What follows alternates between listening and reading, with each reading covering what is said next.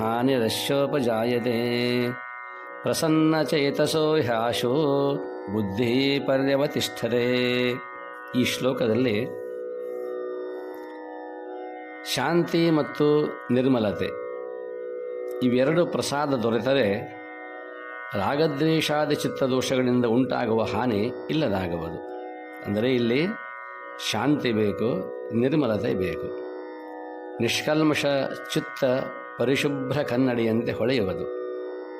ಆಗ ಬುದ್ಧಿಯು ಆತ್ಮಚೇತನದಲ್ಲಿ ಸ್ಥಿರವಾಗುವುದು ಎಂಬುದಾಗಿ ಹೇಳಿದ್ದಾರೆ.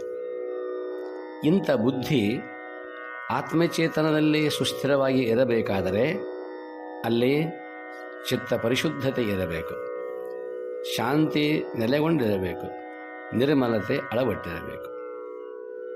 ಈಗ ಈ ಶ್ಲೋಕದಲ್ಲಿ ಇಂದ್ರಿಯ ವಶವಿಲ್ಲದವನಿಗೆ, ಆತ್ಮಪ್ರಜ್ಞೆಯನ್ನು ಕಳೆದುಕೊಂಡವನಿಗೆ, ಅಯುಕ್ತನಾದವನು, ಅಯುಕ್ತ ಅಂದರೆ ಅಯೋಗ್ಯ, ಮತ್ತು ಆತ್ಮಭಾವನಾ, ಅಲ್ಲಿ ಅವನಿಗೆ ಆತ್ಮಭಾವನೆ ಇಲ್ಲ, ಧ್ಯಾನಶೀಲತೆ ಇಲ್ಲ, ಶಾಂತಿಯಂತೂ ದೂರವೇ ಉಳಿತು.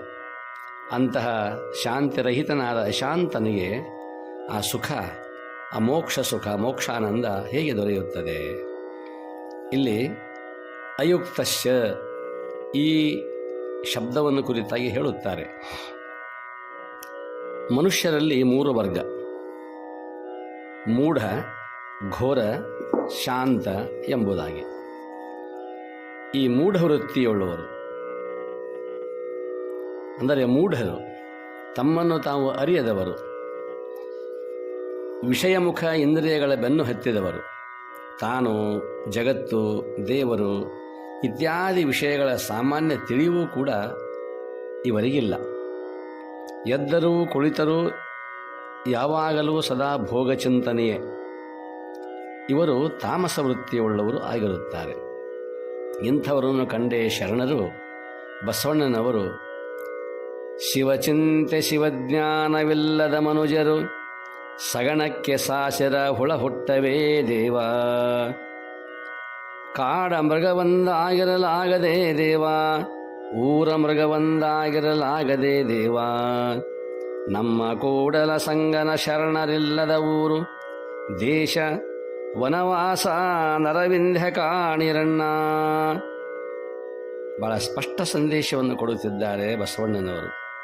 ಇದೇ ಮೂಢವೃತ್ತಿಯುಳ್ಳವರ ಕುರಿತಾಗಿ, ಅಯುಕ್ತರನ್ನು ಕುರಿತಾಗಿ 3 ಉದಾಹರಣೆಗಳನ್ನು ಕೊಡುತ್ತಾರೆ ಶರಣರು. ಶಿವಚಿಂತೆ ಶಿವಜ್ಞಾನವಿಲ್ಲದ ಮನುಜರು ಸಗಣಕ್ಕೆ ಸಾಸರ ಹುಳ ಹುಟ್ಟವೇ ದೇವ. ಒಂದು ಆಕಳೋ ಒಂದು ಎಮ್ಮೆಯೋ ತಾನು ಮೇಯಲು ಹೋಗುತ್ತಿರುವಾಗ ದಾರಿ ಮಧ್ಯದಲ್ಲಿ ಒಂದು ದೊಡ್ಡದಾದ ಸಗಣಿಯ ಗುಂಪನ್ನು ಹಾಕುತ್ತದೆ. ಆ ಸಗಣಿಯ ಗುಂಪಿನಲ್ಲಿ ಒಂದು ತಾಸಿನಲ್ಲಿ ಅದೇ ಕ್ಷಣದಲ್ಲಿ ಒಂದು ಹುಳ ಹುಟ್ಟುತ್ತದೆ. ಆ ಹುಳ ಗಂಡು ಹುಳ. ಹೇಗೋ ಏನೋ ಮಾಡಿಕೊಂಡು ಒಂದು ಹೆಣ್ಣು ಹುಳವನ್ನು ಪತ್ತೆ ಹಚ್ಚುತ್ತದೆ. ಸತಿಪತಿಗಳಾಗುತ್ತಾರೆ, ಬೇಕಾದಷ್ಟು ಸಂತಾನವಾಗುತ್ತದೆ.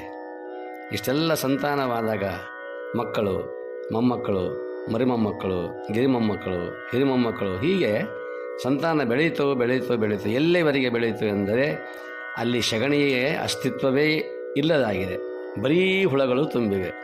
ಆ ಎಲ್ಲ ಹುಳಗಳು ಕೂಡಿಕೊಂಡು ವಿಚಾರ ಮಾಡುತ್ತವೆ, ನಾವೊಂದು ಸಮಾರಂಭವನ್ನು ಏರ್ಪಡಿಸೋಣ.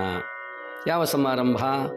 ನಮ್ಮ ಪೂರ್ವಜರಿಗೆ ಈಗ ವಯಸ್ಸಾಗಿದೆ, ಮೊದಲು ಹುಟ್ಟಿತ್ತಲ್ಲ ಆ ಗಂಡು ಹುಳು, ಅದು ಪತ್ತೆ ಹಚ್ಚಿತ್ತಲ್ಲ ಹೆಣ್ಣು ಹುಳವನ್ನು, ಅವೆರಡರೂ ಸತಿಪತಿಗಳು, ಅವರೀಗ ಮುತ್ತಜ್ಜರು. ಅವರನ್ನು ಕುರಿತಾಗಿ ಅವರ ವಂಶಸ್ಥರು ಎಲ್ಲರೂ ಕೂಡಿಕೊಂಡು ಒಂದು ಸಮಾರಂಭವನ್ನು ಏರ್ಪಡಿಸುತ್ತಾರೆ. ಇಡೀ ಊರೇ ಅಲಂಕಾರಗೊಂಡಿದೆ. ಭಜಾಭಜಂತ್ರಿಗಳು ಬಂದಿದ್ದಾರೆ, ಸಂಗೀತಗಾರರು ಬಂದಿದ್ದಾರೆ. ಎಲ್ಲರನ್ನು ಕರೆಸಿ ದೊಡ್ಡ ಸಭಾಂಗಣದಲ್ಲಿ ಆ ಕಾರ್ಯಕ್ರಮವನ್ನು ಏರ್ಪಡಿಸಿದ್ದಾರೆ. ಅವರೆಲ್ಲ ಸಂತತಿಯ ಒಳಪಟ್ಟವರು. ಆಗ ಅವರಿಗೆ ಸಡಗರವೋ ಸಡಗರ, ಮೂಲ ಪುರುಷರಿಗೆ, ಆ ಮೂಲ ಹುಳಕ್ಕೆ, 2 ಸತಿಪತಿಗಳಿಗೆ ಉದ್ದೇಶವೇನಿದೆ? ಅವರ ಮೇಲೆ ನಾವೆಲ್ಲರೂ ಕೂಡಿ ಬಂಗಾರದ ಹೂಗಳನ್ನು, ಸುವರ್ಣ ಪುಷ್ಪಗಳನ್ನು ಅವರ ಮೇಲೆ ಹಾಕಬೇಕು ಎಂಬುದಾಗಿ ನಿರ್ಧಾರ ಮಾಡಿದ್ದಾರೆ. ಕಾರ್ಯಕ್ರಮವೂ ನಡೀತಾ ಇದೆ. ಇನ್ನೇನು ಒಂದು ಕ್ಷಣದಲ್ಲಿ ಬಂಗಾರದ ಹೂಗಳು ಆ ಇರುವರ ತಲೆಯ ಮೇಲೆ, ದಂಪತಿಗಳ ಮೇಲೆ, ಮೂಲ ಪುರುಷರಿದ್ದರಲ್ಲ ಸಗಣಿಯಲ್ಲಿ, ಅವರ ಮೇಲೆ ಪುಷ್ಪದ ಮಳೆ. ಅದು ಎಂಥ ಪುಷ್ಪ, ಬಾಡುವಂಥ ಪುಷ್ಪಗಳಲ್ಲ, ಬಂಗಾರದ ಪುಷ್ಪಗಳು. ಅವುಗಳ ವರ್ಷಾಧಾರಿ ಆಗುವುದಿತ್ತು, ಸ್ವರ್ಣ ವರ್ಷಾಧಾರೆ. ಇನ್ನೇನು ಕೈ ಮೇಲೆ ಮಾಡಿದ್ದಾರೆ, ತಲೆಯ ಮೇಲೆ ಬೀಳಬೇಕಾಗಿದೆ ಸ್ವರ್ಣದ ಹೂಗಳು. ಅದೇ ಕ್ಷಣದಲ್ಲಿ ಸುಮಾರು 20, 25, 30 ಟನ್ನು ತುಂಬಿಕೊಂಡಿರ್ತಕ್ಕಂಥ ಕಬ್ಬು ತುಂಬಿಕೊಂಡಿರುತ್ತ ಆ ಒಂದು ವಾಹನ, ದೊಡ್ಡದಾಗಿರ್ತಕ್ಕಂಥ ಒಂದು ಟ್ರಕ್ಕು ಆ ಸಗಣಿಯ ಮೇಲೆ ಹಾದು ಹೋಗಿಬಿಡುತ್ತದೆ. ಎಲ್ಲವೂ ನಾಶ. ಸಗಣಿ ಇಲ್ಲ, ಹುಳಗಳು ಇಲ್ಲ, ಸಂತತಿ ಇಲ್ಲ, ಬಂಗಾರದ ಹೂಗಳಿಲ್ಲ, ಏನೇನೂ ಇಲ್ಲ. ಶಿವಚಿಂತೆ ಶಿವಜ್ಞಾನವಿಲ್ಲದ ಮನುಜರು ಸಗಣಕ್ಕೆ ಸಾಶರ ಹುಳ ಹುಟ್ಟವೇ ದೇವ. ವ್ಯರ್ಥವಾಗಿ ಹೋಯಿತಲ್ಲ ಉತ್ತರ ಜನ್ಮ. ಆ ಪ್ರಜ್ಞೆ ಇಲ್ಲವಲ್ಲ, ಇಂಥವರಿಗೆ ಮೂಢವೃತ್ತಿಯವರು ಎನ್ನುತ್ತಾರೆ. ಅದನ್ನೇ ಮುದ್ದರಾಮ ಹೇಳುತ್ತಾನೆ. ವಿಷಯ ಸೋನೆಗೆ ನೆನೆದು ಬಿಸಿಲ ಕಾಣುವೆ ಹೇಗೆ, ಉರಿಯ ಮಧ್ಯದಿ ನಿಂತು ಜಿಗಿದಂತು ಬರುವೆ, ನಂಜಿನಂಬುಧಿಯಲ್ಲಿ ಸುಧೆಯ ಸವೆಯುವೆಯಂತೂ ಜಗ ಬೆರಗು ಸೋಜಿಗವೋ ಮುದ್ದು ರಾಮ. ವಿಷಯ ಸೋನೆಗೆ ನೆನೆದು ಮೂಢರು ಆ ವಿಷಯ ವರ್ಷಾಧಾರೆಯಲ್ಲಿ, ಆ ಮಳೆಯಲ್ಲಿ ಸಂಪೂರ್ಣ ನೆನೆದು ಬಿಟ್ಟಿದ್ದಾರೆ. ಮೋಡವಾಗಿದೆ, ಅಲ್ಲಿ ಬಿಸಿಲಿಲ್ಲ. ಅವರು ಹೇಗೆ ಕಾಣುತ್ತಾರೆ? ಅದರಿಂದ ಹೇಗೆ ತಪ್ತರಾಗಿರ್ತಕ್ಕಂಥವರು, ವಿಷಯ ತಪ್ತರಾದವರಿಗೆ ಬಿಸಿಲ ಕಾಣುವೆ ಹೇಗೆ? ಅಲ್ಲೆಲ್ಲಿ ಬಿಸಿಲು ಬರಬೇಕು? ಸೂರ್ಯನೇ ಇಲ್ಲ, ಮೋಡಾಚ್ಛಾದಿತ ಆಕಾಶ. ಉರಿಯ ಮಧ್ಯದಿ ನಿಂತು ಜಿಗಿದಂತು ಬರುವೆ. ಅದ್ಭುತವಾಗಿರ್ತಕ್ಕಂತಹ ಅಗ್ನಿಯ ಮಧ್ಯದಲ್ಲಿ, ಆ ಉರಿಯತಕ್ಕಂತಹ ಮಧ್ಯದಿಂದ ಹೇಗೆ ಬರುವುದು? ನಂಜಿನಂಬುಧಿಯಲ್ಲಿ ಸುಧೆಯ ಸವೆಯುವೆಯಂತೂ, ಅದು ಸಂಪೂರ್ಣ ವಿಷದ ಸಾಗರ. ಅದರಲ್ಲಿ ಎಲ್ಲಿ ಬಂದೀತು ಆ ಅಮೃತ? ಜಗ ಬೆರಗು ಸೋಜಿಗವ ಮುದ್ದು ರಾಮ. ಇವರು ಮೂಢವೃತ್ತಿಯವರು. ಇನ್ನು ಎರಡನೆಯದಾಗಿ ಘೋರ ವೃತ್ತಿಯವರು. ಮೂಢರಿಗಿಂತ ಸ್ವಲ್ಪ ಒಳ್ಳೆಯವರು ಅಷ್ಟೇ. ಮನಸ್ಸೆಲ್ಲ ಅಲಂಕಾರಾದಿ ವಸ್ತುಗಳಲ್ಲಿ, ಚಂದನಾದಿ ಭೋಗ್ಯ ವಸ್ತುಗಳಲ್ಲಿ ಅವರು ರಮಮಾಣರಾಗಿದ್ದಾರೆ. ಇವರಿಗೆ ಪುರಾಣ, ಕೀರ್ತನೆ, ಭಜನೆ, ಪ್ರವಚನ ಅಭಿರುಚಿ ಇದೆ. ಆದರೆ ಉದ್ದೇಶ ಆತ್ಮಸಾಕ್ಷಾತ್ಕಾರಕ್ಕಲ್ಲ. ತಮ್ಮಂಥ ಜಾಣರು, ಧನಿಕರು, ಹಿರಿಯರು, ಮರ್ಯಾದಸ್ಥರು ಉಪಸ್ಥಿತರಿದ್ದರೆ ಆ ಪ್ರವಚನಾದಿ ಸಭೆಗಳಿಗೆ ಭೂಷಣ ಎಂದು ಅವರ ಭಾವನೆ ಅಷ್ಟೇ. ನಮ್ಮಿಂದ ಈ ಪ್ರವಚನಕ್ಕೆ ಭೂಷಣ ಎಂಬುದಾಗಿ ತಿಳಿದುಕೊಂಡಿದ್ದಾರೆ. ಈ ಸಭೆ ಸಮಾರಂಭಗಳಿಗೆ ಇವರಿಗೆ ಸಭಾಭೂಷಣರು ಎನ್ನುತ್ತಾರೆ, ಇವರಿಗೆ ಘೋರ ವೃತ್ತಿಯರು ಎನ್ನುತ್ತಾರೆ.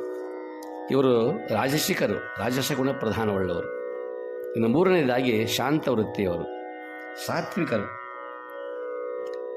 ಸತ್ಯ ತಿಳಿದುಕೊಳ್ಳಬೇಕು, ಶಾಂತಿ ಪಡೆಯಬೇಕು ಎಂಬ ಆತುರ ಉಳ್ಳವರು. ಆದುದರಿಂದ ಗುರುಗಳ ಸಾನ್ನಿಧ್ಯವನ್ನು ಸೇರುತ್ತಾರೆ. ಅವರ ಅನುಭವ ವಚನಗಳನ್ನು ಪ್ರೇಮದಿಂದ ಕೇಳುತ್ತಾರೆ. ಕೇಳಿದ ಅಮೂಲ್ಯ ಮಾತುಗಳನ್ನು ಅರಗಿಸಿ ತಮ್ಮಲ್ಲಿ ಅವಗತ ಮಾಡಿಕೊಳ್ಳುತ್ತಾರೆ. ಇವರಿಗೆ ಇಂದ್ರಿಯಗಳಲ್ಲಿ ಅರತಿ, ಭೋಗಚಿಂತನದಲ್ಲಿ ವಿರತಿ. ಆದುದರಿಂದ ಅಖಂಡ ಶಾಂತಿ ಇವರದಾಗಿದೆ. ಒಂದು ಆಮ್ರವನ, ಪ್ರಶಾಂತವಾದ ಏಕಾಂತವಾದ ಪರಿಸರ. ಪ್ರಸನ್ನ ಚಿತ್ತನಾಗಿ ಬುದ್ಧ ಕುಳಿತುಕೊಂಡಿದ್ದಾನೆ. ಅಲ್ಲಿಗೆ ಒಬ್ಬ ವಿದ್ವಾಂಸ ಬಂದ.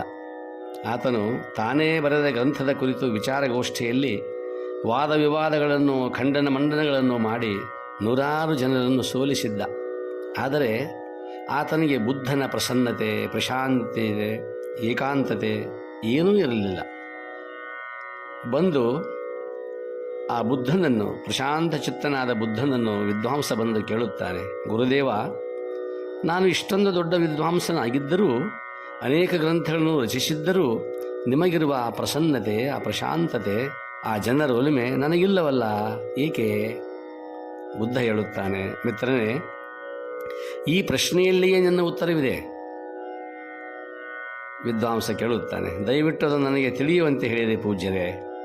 ಬುದ್ಧ ಹೇಳುತ್ತಾನೆ, ನಿನ್ನ ಮನಸ್ಸು ನೀನೇ ರಚಿಸಿದ ಶಾಸ್ತ್ರ ಗ್ರಂಥಗಳ ಬಲೆಯಲ್ಲಿ ಸಿಕ್ಕಿಬಿದ್ದಿದೆ. ಅದನ್ನೊಂದಿಷ್ಟು ಮುಕ್ತವಾಗಿ ಹರಿಯಲು ಬಿಡು. ಬುದ್ಧನ ಈ ಬೆಳಕಿನ ಮಾತುಗಳನ್ನು ಕೇಳುತ್ತಲೇ ವಿದ್ವಾಂಸನ ಮನಸ್ಸು ಮುಕ್ತವಾಗಿ ಹರಿಯತೊಡಗಿತು. ಹೃದಯದಲ್ಲಿ ಪ್ರಶಾಂತಿ ನೆಲೆಸಿತ್ತು. ಇದು ಈ ಕೇಳಿದ ಅಮೂಲ್ಯ ಮಾತುಗಳನ್ನು ಅರಗಿಸಿಕೊಂಡು, ಅವುಗಳನ್ನು ಚರವಿತ ಮಾಡಿಕೊಂಡು ತಮ್ಮಲ್ಲಿ ಅಂಗವಿಸಿಕೊಂಡಾಗ ಇವರಿಗೆ ಇಂದ್ರಿಯಗಳಲ್ಲಿ ಅರತಿ, ಅದರಲ್ಲಿ ಆಸಕ್ತಿ ಇಲ್ಲ, ಭೋಗಚಿಂತನದಲ್ಲಿ ವಿರತಿ. ಆದ್ದರಿಂದ ಅಖಂಡ ಶಾಂತಿ ಇವರದಾಗಿದೆ. ಈ ಮೂರು ವೃತ್ತಿಯುಳ್ಳವರು ಮನುಷ್ಯರು, ಮೂಢ, ಘೋರ, ಶಾಂತ. ಇಲ್ಲಿ ಮಾನ ಮರ್ಯಾದೆ, ಸುಖ ದುಃಖ, ಕುಂದು ಕೊರತೆ, ಲಾಭ ನಷ್ಟ ಇವುಗಳಿಂದ ತ್ರಸ್ತನಾದ ಅಯುಕ್ತನ ಮನಸ್ಸು ಚಂಚಲವಾಗಿದೆ. ಆದ್ದರಿಂದ ಆತ್ಮಬೋಧ ಶ್ರವಣ ಮಾಡಲು ಕುಳಿತರೂ ಮನಸ್ಸು ಏಕಾಗ್ರತೆಯಿಂದ ಆಲಿಸಲಿಕ್ಕೆ ಸಾಧ್ಯವೇ ಇಲ್ಲ, ವಿಷಯವನ್ನು ತಿಳಿದುಕೊಳ್ಳಲಿಕ್ಕೆ ಸಾಧ್ಯವಿಲ್ಲ. ಆದ್ದರಿಂದ ಅಯುಕ್ತನಿಗೆ ಆತ್ಮಪ್ರಜ್ಞೆ, ಆತ್ಮಬುದ್ಧಿ ಅಳವಡಲು ಸಾಧ್ಯವಿಲ್ಲ. ಅಯುಕ್ತಸ್ಯ ಬುದ್ಧಿ ನಾಸ್ತಿ. ಅಯುಕ್ತಸ್ಯ ನಿಜ ಭಾವನ, ಅವನಲ್ಲಿ ಭಾವನ ಎಂದರೆ ಧ್ಯಾನ. ಅನುಭಾವಿ ಗುರುವು ದೊರೆತಾಗ ಬಾಳೆಯ ಬನ ಹೊಕ್ಕ ಮಂಗಗಳಂತೆ ಆ ಗುರುಪದಿಷ್ಟವಾದ ತತ್ವಗಳನ್ನೆಲ್ಲ ಗಬಗಬನೆ ಕಿವಿಯ ಮೂಲಕ ಮನದಲ್ಲಿ ಶೇಖರಿಸಿಕೊಳ್ಳಬೇಕು. ಇದು ಶ್ರವಣ. ಬಳಿಕ ನಿವಾಂತ ಸ್ಥಾನದಲ್ಲಿ ಕುಳಿತು ಆ ಶೇಖರಿಸಿದ ಸಂಗತಿಗಳನ್ನು ಮೆಲುಕು ಹಾಕಬೇಕು. ಇದು ಮನನ. ಹಳ್ಳಗಳಿಂದ ಮಣ್ಣು ಮತ್ತು ಹಳ್ಳುಗಳ ಮಿಶ್ರಣವಾಗಿರತಕ್ಕಂಥ ಧಾನ್ಯವನ್ನು ಹಸನ ಮಾಡುವುದು ಕೂಡ ಒಂದು ಕಲೆ. ಇದು ಮನನ. ನಂತರ ಅನಾತ್ಮ ವಸ್ತು ಭಾವನೆಗಳನ್ನು ಚೆಲ್ಲಿ ಆತ್ಮವಸ್ತುವಿನಲ್ಲಿ ಮನಸ್ಸನ್ನು ನಿಲ್ಲಿಸಬೇಕು. ಇದು ನಿಧಿಧ್ಯಾಸ. ಇದೇ ಧ್ಯಾನ, ಇದೇ ಭಾವನೆ. ಅಯುಕ್ತನಿಗೆ ಆತ್ಮಚಿಂತನೆ ಅಂಗವಿಸಲು ಸಾಧ್ಯವೇ ಇಲ್ಲ. ಇನ್ನು ಅಭಾವಯತಃ ನಚ ಶಾಂತಿ. ಈ ತ್ರಿವಿಧವಾದ ದೇಹಗಳು ಅಂದರೆ ಸ್ಥೂಲ, ಸೂಕ್ಷ್ಮ, ಕಾರಣ. ತ್ರಿವಿಧ ಜೀವರು, ವಿಶ್ವಜೀವ, ತೈಜಸ್ವಿ ಜೀವ, ಪ್ರಾಜ್ಞಜೀವ, ಇವುಗಳನ್ನು ಅಳಿದು ಧ್ಯಾನರತ ಚಿತ್ತವು ಆತ್ಮನಲ್ಲಿ ತಲ್ಲೀನವಾದಾಗ ಪರಮಶಾಂತಿ ಸಮನಿಸುವುದು. ಅಲ್ಲಿ ಅಹಮ್ಮಗಳಿಲ್ಲ, ಬರೀ ಆತ್ಮನ ಅಸ್ತಿತ್ವದ ಅರಿವಿದೆ. ಅಯುಕ್ತನಾದರೋ ಜೀವಭಾವಿ, ದೇಹಪ್ರೇಮಿ, ಇಂದ್ರಿಯಾರಾಮಿಯಾದ ಅವನು ಒಂದು ನಿಮಿಷ ಕೂಡ ಆತ್ಮನ ಬಗ್ಗೆ ಚಿಂತನೆ ಮಾಡಲಾರ. ಆದ್ದರಿಂದ ದಿವ್ಯ ಶಾಂತಿ ಅವನಿಗಿಲ್ಲ. ಇಂಥವನಿಗೆ ಅಶಾಂತಸ್ಯ ಕುತಃ ಸುಖಂ. ಪರಮಾತ್ಮನೋರ್ವನೇ ಅಖಂಡ ಆನಂದ ಸಾಗರ. ಯುಕ್ತನಾಗಿ ಯೋಗ್ಯನಾಗಿ ಜೀವನು ಅವನಲ್ಲಿ ಸಮರಸನಾದರೆ ಆ ಆನಂದದ ಆವಿರ್ಭಾವ. ಅಯುಕ್ತನಿಗೆ ಆತ್ಮಜ್ಞಾನವಿಲ್ಲ, ಆತ್ಮಧ್ಯಾನವಿಲ್ಲ, ಶಾಂತಿ ಇಲ್ಲ, ಅಂತಲೇ ಸುಖವಿಲ್ಲ. ಮಕ್ಕಳ ಆಯುಷ್ಯವನ್ನು ಪಡೆದು ಸಾವಿರಾರು ವರ್ಷ ಇಂದ್ರಿಯ ಭೋಗದಲ್ಲಿ ಮುಳುಗಿದ್ದ ಯಯಾತಿ ರಾಜ ಕೊನೆಗೆ ಉದ್ಧರಿಸುತ್ತಾನೆ, ಭೋಗಾಹನ ಭುಕ್ತಾ ವಯಮೇವ ಭುಕ್ತಾಹ. ನಾವು ಭೋಗಗಳನ್ನು ಭೋಗಿಸಲಿಲ್ಲ, ನಮ್ಮನ್ನೇ ಭೋಗಗಳು ಭೋಗಿಸಿಬಿಟ್ಟವು ಎಂಬುದಾಗಿ ಯಯಾತಿ ಮಹಾರಾಜ ಹೇಳುತ್ತಾನೆ. ಹೀಗೆ ವಿಷಯಗಳಲ್ಲೇ ರಮಮಾಣರಾಗಿರುವಂಥವರಿಗೆ ಮೋಕ್ಷವೆಲ್ಲಿ, ಶಾಂತಿಯಲ್ಲಿ? ಇದೇ ಅರ್ಜುನನಿಗೆ ಉಪದೇಶ ಮಾಡುವಂತಹ ಈ ಮಾನವರ ಮೂರು ಬಗೆಗಳು: ಮೂಢ, ಘೋರ, ಶಾಂತ. ಅದರಲ್ಲಿ ಶಾಂತ ವೃತ್ತಿಯವನು ಉತ್ತಮ ಅಧಿಕಾರಿ. ಹಾಗೆ ನಾವೆಲ್ಲರೂ ಕೂಡ ಶಾಂತರಾಗಬೇಕು. ಇದೇ ವಿಷಯವನ್ನು ಮುಂದುವರಿಸಿ ಭಗವಂತ ಉಪದೇಶ ಮಾಡುತ್ತಾನೆ. ಅದನ್ನು ನಾಳೆ ನೋಡುವ. ಸರ್ವರಿಗೂ ಪ್ರಣಾಮಗಳು. ಓಂ ಶಾಂತಿ ಶಾಂತಿ ಶಾಂತಿ. ಹಾನಿರಶ್ಯೋಪಜಾಯತೆ ಪ್ರಸನ್ನಚೇತಸೋ ಹ್ಯಾಶೋ ಬುದ್ಧಿ ಪರ್ಯವತಿಷ್ಠತೆ. ಈ ಶ್ಲೋಕದಲ್ಲಿ ಶಾಂತಿ ಮತ್ತು ನಿರ್ಮಲತೆ ಇವೆರಡು ಪ್ರಸಾದ ದೊರೆತರೆ ರಾಗದ್ವೇಷಾದಿ ಚಿತ್ತದೋಷಗಳಿಂದ ಉಂಟಾಗುವ ಹಾನಿ ಇಲ್ಲದಾಗುವುದು. ಅಂದರೆ ಇಲ್ಲಿ ಶಾಂತಿ ಬೇಕು, ನಿರ್ಮಲತೆ ಬೇಕು. ನಿಷ್ಕಲ್ಮಶ ಚಿತ್ತ ಪರಿಶುಭ್ರ ಕನ್ನಡಿಯಂತೆ ಹೊಳೆಯುವುದು. ಆಗ ಬುದ್ಧಿಯು ಆತ್ಮಚೇತನದಲ್ಲಿ ಸ್ಥಿರವಾಗುವುದು ಎಂಬುದಾಗಿ ಹೇಳಿದ್ದಾರೆ. ಇಂಥ ಬುದ್ಧಿ ಆತ್ಮಚೇತನದಲ್ಲಿ ಸುಸ್ಥಿರವಾಗಿ ಇರಬೇಕಾದರೆ ಅಲ್ಲಿ ಚಿತ್ತ ಪರಿಶುದ್ಧತೆ ಇರಬೇಕು, ಶಾಂತಿ ನೆಲೆಗೊಂಡಿರಬೇಕು, ನಿರ್ಮಲತೆ ಅಳವಟ್ಟಿರಬೇಕು. ಈಗ ಈ ಶ್ಲೋಕದಲ್ಲಿ ಇಂದ್ರಿಯ ವಶವಿಲ್ಲದವನಿಗೆ, ಆತ್ಮಪ್ರಜ್ಞೆಯನ್ನು ಕಳೆದುಕೊಂಡವನಿಗೆ, ಅಯುಕ್ತನಾದವನು, ಅಯುಕ್ತ ಅಂದರೆ ಅಯೋಗ್ಯ, ಮತ್ತು ಆತ್ಮಭಾವನಾ, ಅಲ್ಲಿ ಅವನಿಗೆ ಆತ್ಮಭಾವನೆ ಇಲ್ಲ, ಧ್ಯಾನಶೀಲತೆ ಇಲ್ಲ, ಶಾಂತಿಯಂತೂ ದೂರವೇ ಉಳಿತು. ಅಂತಹ ಶಾಂತಿರಹಿತನಾದ ಅಶಾಂತನಿಗೆ ಆ ಸುಖ, ಆ ಮೋಕ್ಷ ಸುಖ, ಮೋಕ್ಷಾನಂದ ಹೇಗೆ ದೊರೆಯುತ್ತದೆ? ಇಲ್ಲಿ ಅಯುಕ್ತಸ್ಯ ಈ ಶಬ್ದವನ್ನು ಕುರಿತಾಗಿ ಹೇಳುತ್ತಾರೆ. ಮನುಷ್ಯರಲ್ಲಿ ಮೂರು ವರ್ಗ: ಮೂಢ, ಘೋರ, ಶಾಂತ ಎಂಬುದಾಗಿ. ಈ ಮೂಢವೃತ್ತಿಯುಳ್ಳವರು ಅಂದರೆ ಮೂಢರು, ತಮ್ಮನ್ನು ತಾವು ಅರಿಯದವರು, ವಿಷಯಮುಖ ಇಂದ್ರಿಯಗಳ ಬೆನ್ನು ಹತ್ತಿದವರು, ತಾನು, ಜಗತ್ತು, ದೇವರು ಇತ್ಯಾದಿ ವಿಷಯಗಳ ಸಾಮಾನ್ಯ ತಿಳಿವೂ ಕೂಡ ಇವರಿಗಿಲ್ಲ. ಎದ್ದರೂ ಕುಳಿತರೂ